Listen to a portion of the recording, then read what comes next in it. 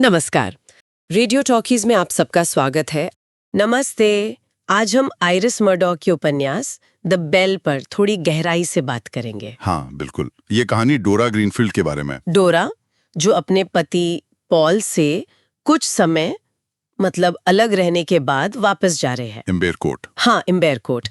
ये जगह एक क्या कहते हैं, लेक कम्युनिटी है। मतलब आम लोगों का एक धार्मिक समुदाय जो पास के इम्बेर एबी कॉन्वेंट से जुड़ा है। पर वो पूरी तरह मठ वाला जीवन नहीं जीते। नहीं, बिल्कुल नहीं। और पॉल वही है, वो पुरानी पांडुलिपियों पर कुछ रिसर्च कर रहा है। तो आज हम इन्हीं स्रोतों से देखेंगे कि इस समुदाय में चल क्या रहा था, अंदर के तनाव क्या थे। हाँ, और डोरा का लौटना ये सिर्फ कोई पति पत्नी का मामला नहीं है। अच्छा। वो जैसे ही इम्बेरकोट पहुंचती है, एक बिल्कुल ही अलग दुनिया में आ जाती है।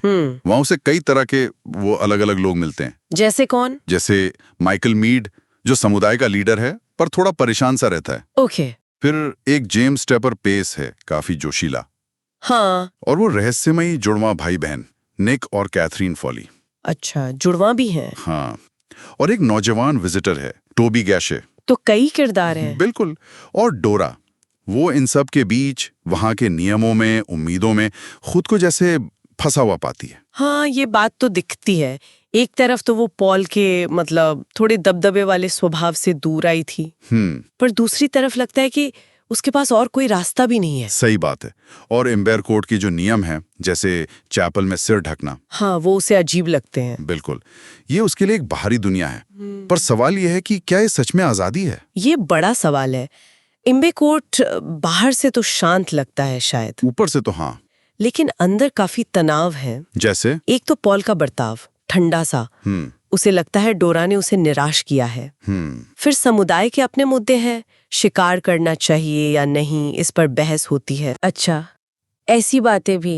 और इन सब के बीच है माइकल मीड। वो आध्यात्मिक नेता तो है, पर खुद उलझा हुआ है। किस चीज में? अपने अतीत से और टोबी के प्रति जो उसकी भावनाएं उभर रही हैं उनसे। ओह, तो ये बाहर की शांति और अंदर की उथल पुथल, ये कॉन्ट्रास्ट है कहानी में। बिल्कुल, ये एक मुख्य बिंदु है। और फिर वो कहानी एबी की पुरानी खोई हुई घंटी की, गैब्रियल। हाँ, गैब्रियल।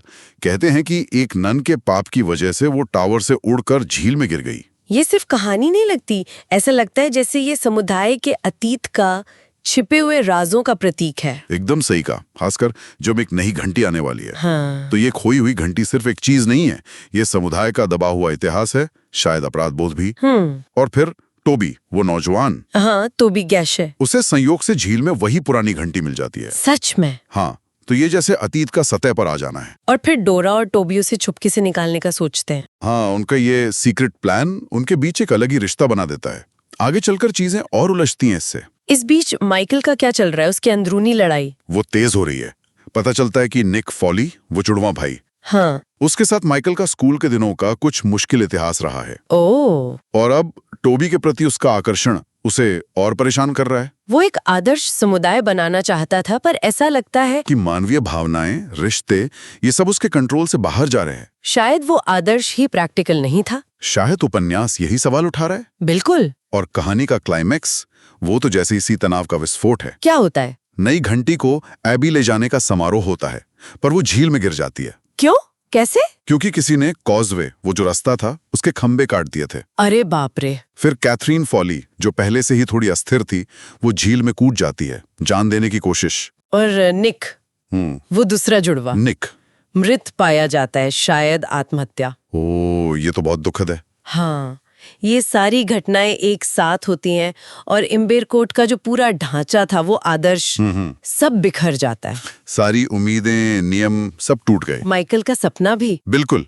अंत में हम देखते हैं कि माइकल और डोरा दोनों ही इम्बेरकोट छोड़ देते हैं। डोरा शायद थोड़ी मजबूत होकर निकलती है, पर भविष्य तो अनिश्चित ही है दोनों का। हाँ, और यही उपन्यास हमें एक बड़े सवाल के साथ छोड़ देता है। क्या?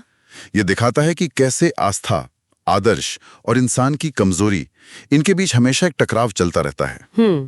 इम्बेरकोट जैसी जगहें जो दुनिया की आपाधापी से, बुराइयों से दूर एक पनाहगाह बनाने की कोशिश करती हैं, हाँ, क्या वो सच में इंसानी फितरत की उलझनों से बच सकती हैं? या फिर वो उन्हीं संघर्षों का एक छोटा कंसंट्रेटेड रूप बन जाती हैं? बिल्कुल। ये सोचने वाली बात है। लगता है कि बाहरी दुनिया से कटकर भी अंदर की दुनिया के झगड़े खत्म नहीं होते।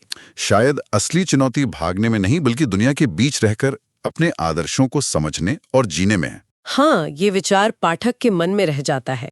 तो इसी विचार के साथ आज की ये चर्चा यहीं समाप्त करते हैं। अगली बार फिर मिलेंगे रेडियो टॉकीज पर।